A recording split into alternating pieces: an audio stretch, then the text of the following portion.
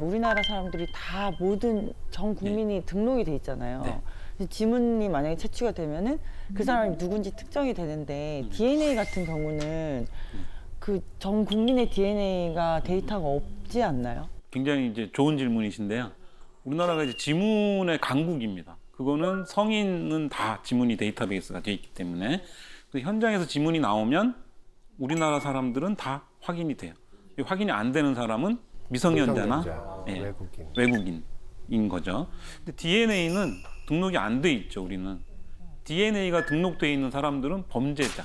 그래서 우리나라는 2009년에 이제 법이 통과돼서 2010년부터 이제 범죄자 중에서 굉장히 중대한 범죄를 저지른 사람들에 대해서는 국가에서 DNA를 관리하고 있습니다.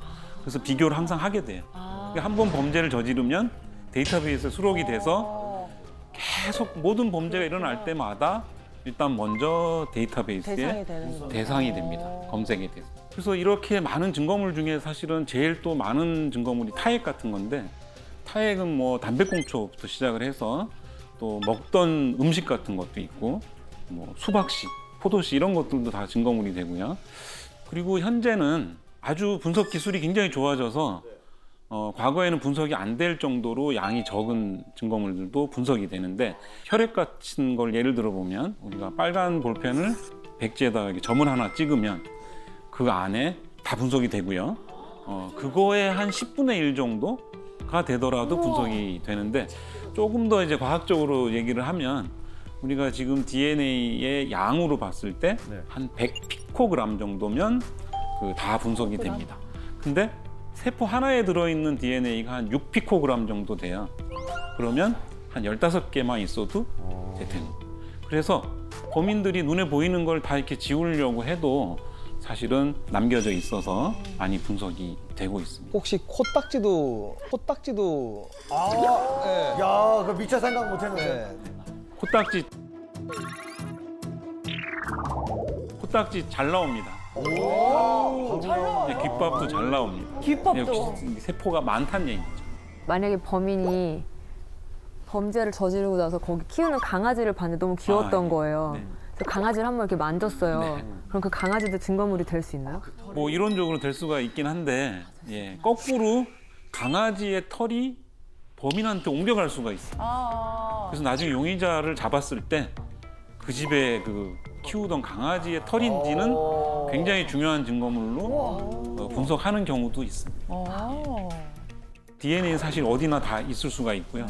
그 중에서 사실은 범인이 남기고 간 걸 또 찾아야 되고, DNA가 이제 오염이 되면 그 DNA가 범인 걸로 생각이 돼서 굉장히 혼선을 주고 이럴 수가 있는 대표적인 사건이 하나 있는데, 1993년부터 2009년까지 굉장히 오랜 기간 동안 오스트리아 또 독일, 프랑스에서 있었던 여러 사건 증거물에서 동일한 여성의 DNA가 검출이 됩니다. 특히 살인 사건도 포함이 돼 있어서 얼굴을 알 수 없는 여성 연쇄살인범이 유럽에 있다 이렇게 알려지게 됐던 사건이 있는데, 굉장히 많은 인력들이 각 나라에서 이 연쇄살인범 여자를 검거하려고 4억 정도가 현상금을 걸어서 당시에 이제 30만 유로 정도 해서 4억 정도의 현상금도 걸려 있었던. 근데 이제 2009년에 프랑스에서 어떤 불에 탄 남성 시신이 하나가 이제 발견이 되는데, 이 남성 시신에 지문을 채취를 하고 했는데 거기서 정말 말도 안 되게 이 똑같은 여성의 DNA가 나와요. 사실 이거 말이 안 되는 거잖아요. 불에 탄 남성인데 여성의 그 DNA가 나왔다. 그래서 이제 알게 된 사실이 채취할 때 썼던 이 면봉이 오염이 돼 있었다. 이 면봉을 만든 회사가 오스트리아에 있었던 회사인데, 면봉 회사의 직원 DNA로 그 본인은 면봉만 열심히 만들고 포장했는데 현상금이 4억인 거예요. 아까도 말씀드린 것처럼 굉장히 미량이라도 다 검출이 되잖아요. 그래서 과학수사 요원들도 현장에서 자기도 모르게 자기께 이렇게 남을 수가 있어요. 그래서 우리가 코로나 그 방역할 때처럼 지금 과학수사 요원들은 장갑, 뭐 마스크는 물론이고 신발도 그렇고 다 이렇게 완전 무장을 하고 현장에서 이제 채취를 합니다. 그래서 여름 같은 데는 지금도 가끔 보면 경찰들께 검출이 되기도 해요. 땀이 네. 땀 때문에. 땀이 떨어져서 이렇게 묻어 있는데 다른 경찰이 그걸 이제 증거물로 수집하면 뭐 2차 전이라 그래서 제가 악수를 하고 그 악수한 다른 사람이 다른 걸 만지면 거기서 제게 나오기도 합니다. 와 진짜 민감하다 DNA. 그래서 굉장히 오염에 주의하고 근데 이제 경찰도 그렇고 국가수 직원들도 그렇고 다 본인들 DNA가 예, 수록이 돼 있습니다. 우리가 이제 이 DNA는 범죄자 DB가 아니고 이렇게 오염이 될 수가 있기 때문에 배제할 목적으로 만든 관계자 데이터베이스. 그래서 이런 것도 굉장히 중요하죠. 그리고 가장 또 중요한 거는 현장에서 증거물을 훼손하면 안 돼요. 경찰 과학수사 요원들이 오기 전에 피해자나 혹은 관계자분들이 현장에서 막 아무거나 만지거나 막 이렇게 치우거나 하면 안 되죠. 예, 좀 증거물이 훼손될 수도 있고 그래서 오제이 심슨 사건이 증거물 훼손 때문에 또 무죄로 풀려날 수도 있었던. 오제이 심슨 사건은 정말 중요한 세계적으로 중요한 사건이긴 한데 네.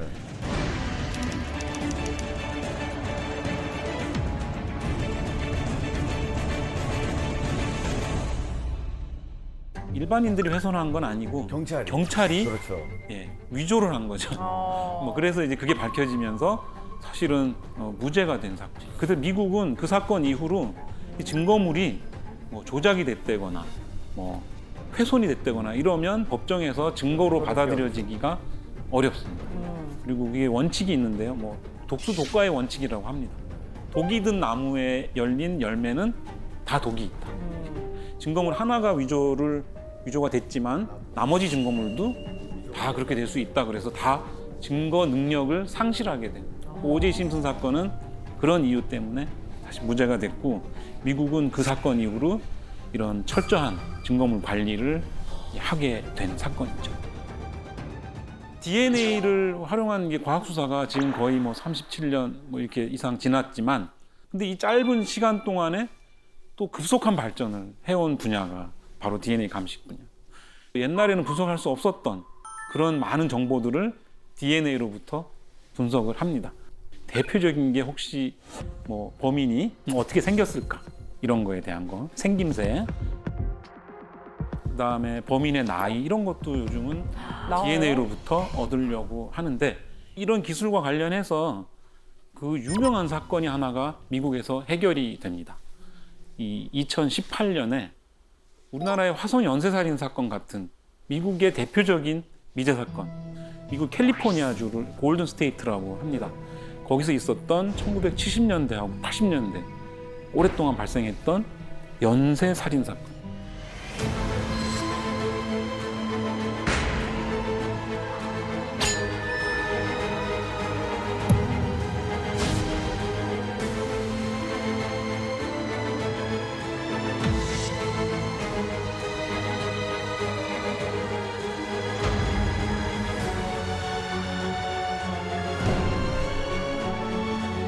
골든 스테이트 킬러라고 해서 수사기관에서 굉장히 40년 동안 잡으려고 했는데 못 잡았는데 2018년에 그 어떤 할아버지를 범인으로 이제 검거를 합니다. 조집 제임스 드 안젤로라고 하는 할아버지인데요. 제임스 드 안젤로라고 하는 할아버지인데요. 어떻게 이 할아버지가 연쇄살인범인 거를 알게 됐을까요? 어떻게 알았지? 40년 만에? 미국에는 개인들이 자기 DNA를 돈을 내고 의뢰를 하면 질병이라든가 이런 거 알려주는 회사들이 있어요. 그런 회사들에서 또 그 의뢰한 사람들 사이에 아까 이게 친족 관계를 또 알려주는 서비스를 해요.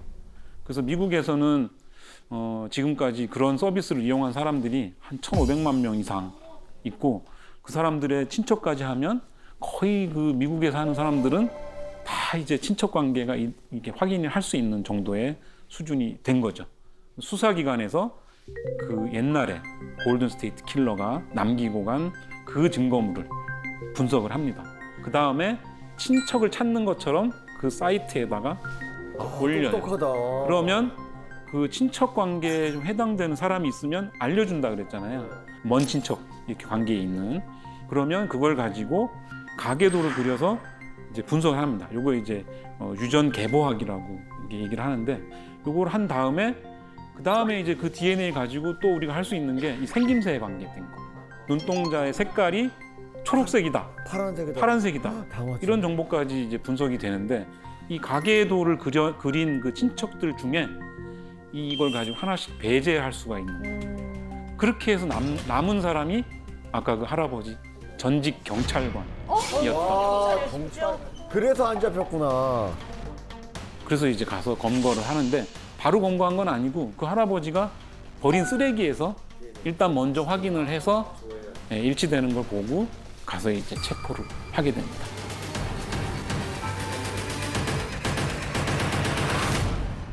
우리나라 같은 경우에도 사건이 하나 있었는데 2012년에 일어난 사건입니다. 강북구의 미아동에서 있었던 다세대 주택의 2층에 살던 남성이 외출하다가 할머니가 거주하는 1층에 약간 이상한 걸 발견하게 됩니다.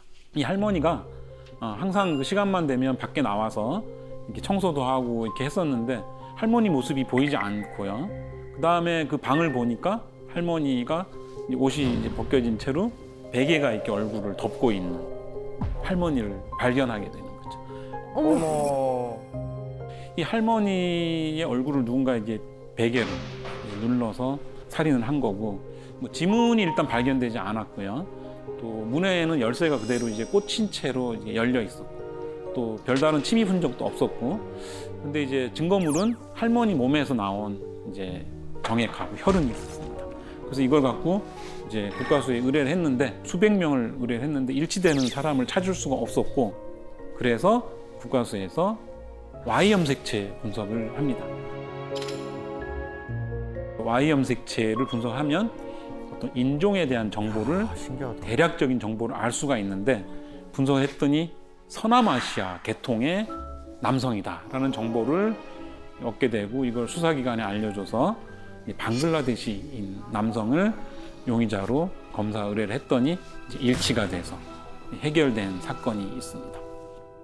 우리나라 사람들은 다 머리카락 색도 다 까만색이고 눈동자도 갈색 뭐 이렇게 다 비슷하잖아요. 그래서 우리나라에서는 이런 DNA 표현형 분석이라고 하는 이 기술이 그렇게 유용하지는 않은데 미국에서는 굉장히 그렇죠, 다 유용하게 있는 국가니까. 이렇게 그러네요. 배제시킬 수 있는 역할을 해주고 있습니다.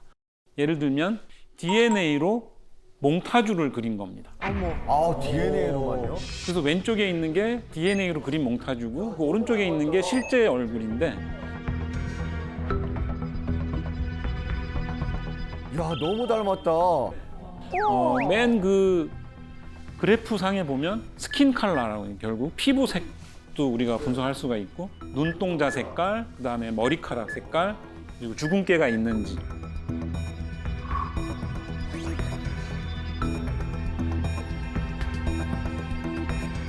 야, 미치겠다. 그다음에 이 지도 같은 게 있는데 또 어느 지역에서 주로 와, 살고 있는지를 이제 딱 이 사람이 이거다라고 하는 건 아니고 확률로 얘기를 해줍니다. 일란성 쌍둥이는 완벽하게 똑같이 생겼잖아요. DNA도 완벽하게 같은가요? 태어날 때 일란성 쌍둥이는 DNA가 똑같죠. 와. 태어날 때 살아가면서 영향을 좀 다르게 받아서 좀 차이가 생깁니다. 이게 이제 염기 서열이라고 해서 DNA 자체가 바뀌는 건 아닌데 거기에 변화가 다르게 돼. 그래서 옛날에는 일란성 쌍둥이가 용의자면 무죄가 되는 사건들이 있어요. 정확하게 누가 둘 중에 한 명이 범인인 게 확실하더라도 누군지 모르면 무죄거든요. 그런 경우가 있었어요? 있었습니다. 미국에서도 있었고 우리나라에서도 있었고. 근데 지금은 일란성 쌍둥이도 식별할 수 있는 기술이 생겼습니다. DNA를 모르는 게 없구나. 그래서 지금 굉장히 많은 기술들이 이제 개발이 되지만 이 DNA 감식이 범죄와 관련해서만 활용되는 건 아니에요.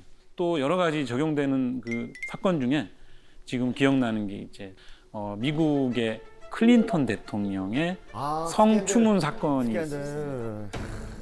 백악관 인턴 사원이었던 그 모니카 루인스키라는 여성하고 깜짝아.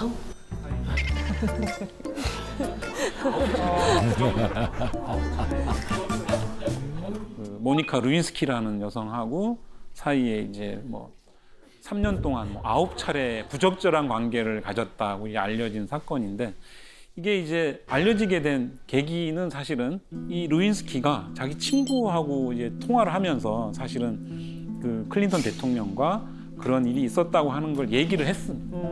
그리고 그 친구가 이제 그걸 또 녹음도 하고요. 그래서 이 녹음된 테이프 이거를 가지고 이제 고발을 하는 거죠. 근데 클린턴 대통령도 계속 그런 게 없었다라고 사실은 거짓말을 하고 있었던 상황이었는데 이때 이제 중요한 그 증거물이 하나가 이제 의뢰가 됩니다. 루인스키가 그 클린턴의 체액이 묻어 있는 이 옷을 가지고 있었습니다. 그래서 FBI에서 클린턴 대통령의 시료를 채취를 하고 드레스에 묻은 체액하고 비교를 했더니 일치합니다. 그래서 일치하면서 클린턴 대통령도 대국민 사과를 하게 됐고요. 그래서 증거물이 그렇게 중요하다고 하는 걸 우리가 이제 볼 수가 있고요.